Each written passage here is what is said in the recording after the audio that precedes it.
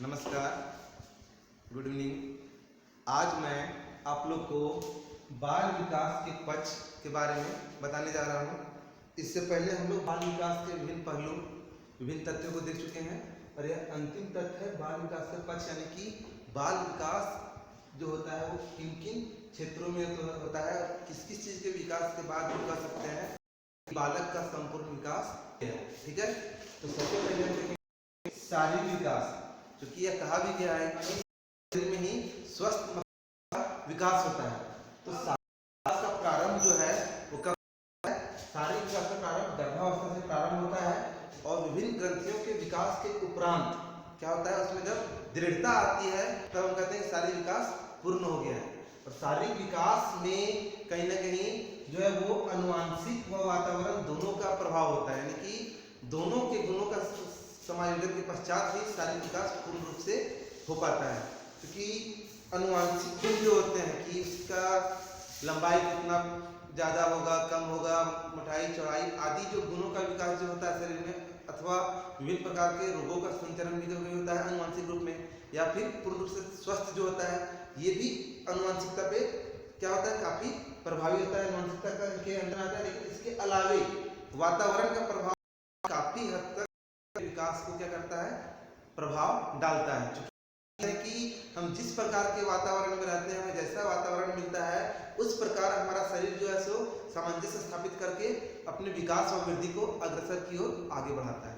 ठीक है, तो यानी कि ये जो शारीरिक विकास का जो पक्ष है ये अनुवांशिक और वातावरण इन दोनों पहलुओं पे ही निर्भर करता है। ये दोनों ही अगर सही रहे तो शरीर का पूर्ण रूप से विकास संभव है। ठीक है, अब हम देखेंगे मानसिक विकास। मानसिक में भी अनुवांशिक का संचरण कहीं ज्यादा है, का प्रभाव होता है, यानी कि अत्यधिक देखने को मिलता है विकास में। क्योंकि अगर किसी बालक के माता काफी निपुण है, काफी गुणी है, लेकिन उस के बालक को अगर सही वातावरण ना मिले तो यह आवश्यक नहीं कि वह भी उन्हीं के जैसा निपुण और क्या होगा, तेज होगा, ऐसा कहना गलत है। क्योंकि जिस प्रकार का वातावरण मिलता है, जिस प्रकार के माहौल मिलते हैं, बालक में जो मानसिक विकास है वह उसी के अनुरूप होता है। यानी कि हम कह सकते हैं कि मानसिक विकास लगभग जो है वह वातावरण या पर्यावरण पर निर्भर करता है। जिस प्रकार का उसे सामाजिक वातावरण, उसे आसपास का माहौल मिलेगा, उसी पे निर्भर करता है कि उसका मानसिक विकास किस हद तक हो पाएगा। ठीक है, अगर क्रियात्मक विकास से मोटर डेवलपमेंट भी करते हैं, तो विभिन्न अंग जो होते हैं हमारे और विभिन्न मांसपेशियां जो होती हैं उनके बीच जब कार्य करने के समय समन्वय स्थापित हो जाए तो यही कहलाता है क्रियात्मक विकास। यानी क्रियात्मक का क्या हो, क्रिया करने की सक्षमता, किस प्रकार से हम किसी भी कार्य को करने में सक्षम होंगे। तो किसी भी कार्य को करने में हमारे मांसपेशी जो हैं, हमारे शरीर के विभिन्न जो अंग हैं, ये आपस में एक दूसरे से मिलकर कार्य करते हैं। तो आपस में विभिन्न मांसपेशियों का, विभिन्न पेशियों का और हमारे विभिन्न प्रकार के शारीरिक अंगों का जब सामंजस्य हो जाए, एक दूसरे के साथ मिलकर काम करना प्रारंभ कर दें, तब क्या कहलाता है, तब जाके जो काम क्या होता है, काम करना संभव होता है। ये विकास क्या कहलाएगा, क्रियात्मक विकास कहलाएगा। अर्थात हम कह सकते हैं कि क्रियात्मक विकास तभी संभव है जब हमारे शरीर के विभिन्न अंगों और मांसपेशियों अथवा पेशियों में सामंजस्य और सभी मिलके किसी कार्य को करने में सक्षम हो, तब जाके हमारा क्रियात्मक विकास संभव है, अन्यथा नहीं। संवेगात्मक विकास। संवेगात्मक विकास के अंतर्गत विभिन्न प्रकार के जितने भी हमारे अंदर संवेग हैं, चाहे वो दुख हो, सुख हो, प्रसन्नता हो, खुशी हो, घृणा हो, क्रोध हो, या फिर किसी चीज का लोभ हो, कामुकता, स्नेह, आश्चर्य आदि सभी का जो विकास होता है किशोरावस्था से ही प्रारंभ होता है। यद्यपि हम कह सकते हैं कि बाल्यावस्था से विभिन्न प्रकार के संवेगों का विकास होना प्रारंभ हो जाता है। जैसे कोई खिलौना देने में बालक खुश हो जाता है, या कोई चीज से ले लेने पे उसे दुख होता है, ये सब आदि, उसे डांटने पे उसे दुख महसूस होता है, उसे प्यार करने पे, पुचकारने पे उसे खुशी और प्रसन्नता होती है। तो ये सब जो गुणों का जो विकास होता है वो क्या कहलाता है, संवेग कहलाता है।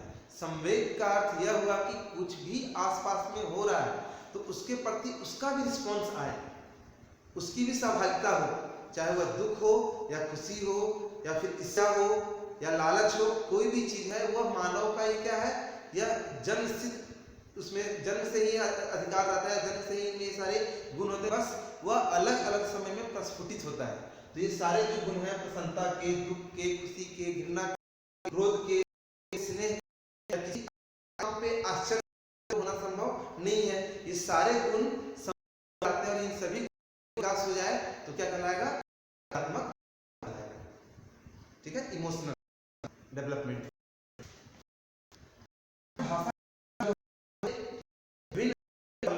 विकास के काफी पहले भाषा बालक का जन्म से जाता है, वो रोज ऐसा कुछ चाहिए, अपने चेहरे की आभा मंडल को परिवर्तित करके विभिन्न क्रियाकलापों के पश्चात वह अपने लिए जो कुछ काम है उनको दर्शाता है। भाषा क्या है?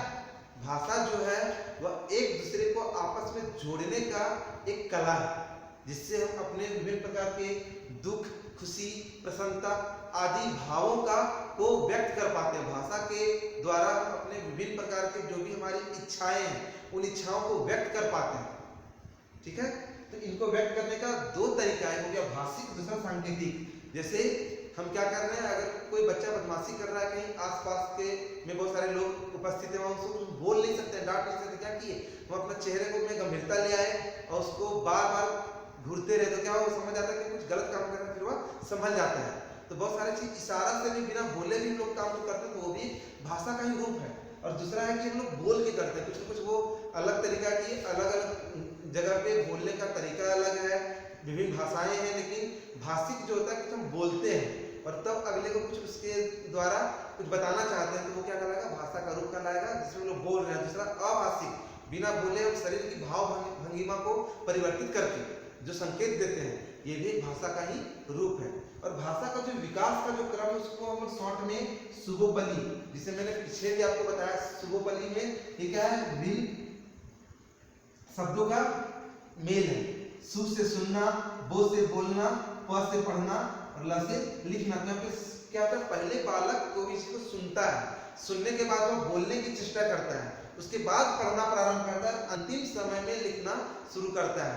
और जब पूर्ण रूप से लिखना भी सीख जाता है, जाके भाषा का विकास पूर्ण होता है। कि सुनना, बोलना, पढ़ना और अंत में लिखना, ये सभी पक्षों का, सुनना, बोलना, पढ़ना, लिखना, ये चार पक्षों का जब विकास हो जाए तो भाषा का पूर्ण विकास किसी व्यक्ति में हो जाता है, ठीक है। अब अंतिम में हम आएंगे सामाजिक विकास, या अंतिम पक्ष विकास का। क्योंकि बालक जितने भी क्रियाकलाप करता है, मन जितने भी क्रियाकलाप करता है, चाहे वो उसका शारीरिक विकास हो, मानसिक हो, क्रियात्मक विकास हो, संवेग का विकास हो या फिर भाषा का विकास हो, इन सभी विकासों के द्वारा समाज में अपने आप को स्थापित करने की चेष्टा करता है। तो किस प्रकार से स्थापित किया जाता है?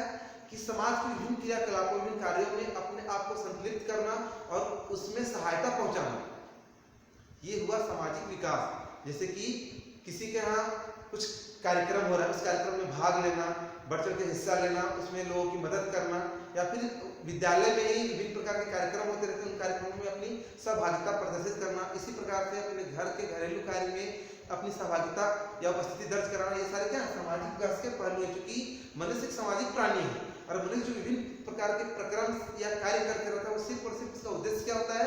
कि वो किस प्रकार अपने आप को समाज में स्थापित कर सके, समाज में अपनी एक अलग पहचान बना सके, समाज में उसका एक अपना अलग कार्य करने का तरीका हो, जिससे लोग उसे जाने पहचाने। यानी कि हम जो भी क्रियाकलाप कर रहे हैं, अपने आप को समाज में प्रदर्शित करने के लिए, स्थापित करने की चेष्टा व क्रियाकलाप ही है।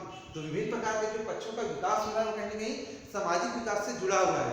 सामाजिकता का मतलब यह नहीं हुआ कि समाज को अपने क्रियाकलापों के द्वारा परेशान करें, बल्कि सामाजिकता का विकास का मतलब यह हुआ कि मेरे क्रिया द्वारा मेरे समाज, ना कि उससे कुछ नुकसान। समाज मतलब परिवार, विद्यालय के लोग आएंगे, तो राष्ट्र वह भी समाज का अंग है। तो क्या होता है? आता है विद्यालय में आए और आगे बढ़े, जिला में सीमित हुए, फिर राज्य में गए, राष्ट्र और फिर संपूर्ण विश्व। तो इस प्रकार हम अपने क्रियाकलापों के द्वारा अपने परिवार, अपने आसपास के लोगों का, अपने राज्य का, राष्ट्र का या संपूर्ण विश्व का मदद करके अपने आप को पूरे विश्व में स्थापित कर सकते हैं। और इन सभी क्रियाकलापों के लिए हमें ये जो विभिन्न पक्ष हैं, शारीरिक, हमें शारीरिक रूप से स्वस्थ होना चाहिए, हमें मानसिक विकास पूर्ण रूप से कर लेना चाहिए, अर्थात मानसिक रूप से सुदृढ़ होना चाहिए।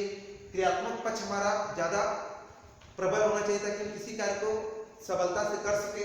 फिर है संवेगात्मक विकास, यानी ऐसा नहीं किसी के घर हम गए खुशी में वहाँ रोना शुरू कर दें, या किसी के दुख में हम गए तो वहाँ पे हंसना शुरू कर दें, ये सभी भी हमें आने चाहिए। हमें संवेग होना चाहिए, इमोशंस होना चाहिए।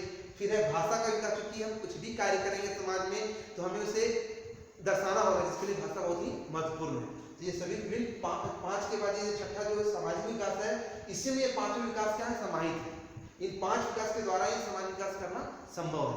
तो आज मैंने जो आपको बताया बाल विकास के पक्ष, इसमें कहीं अगर आपको कोई समस्या हो, कोई दिक्कत हो तो प्लीज मेरे YouTube चैनल KK Edu पे कमेंट बॉक्स में जाके कमेंट करें। और अगर आपको ये वीडियो पसंद आए तो वीडियो को लाइक करें, ज़्यादा से ज़्यादा शेयर करें और मेरे चैनल को सब्सक्राइब करके बेल आइकन क्लिक करें, ताकि इन फ्यूचर में जो भी वीडियोस डालूं उसको आप देख सकें और लाभान्वित हो सकें। धन्यवाद। शुभ संध्या।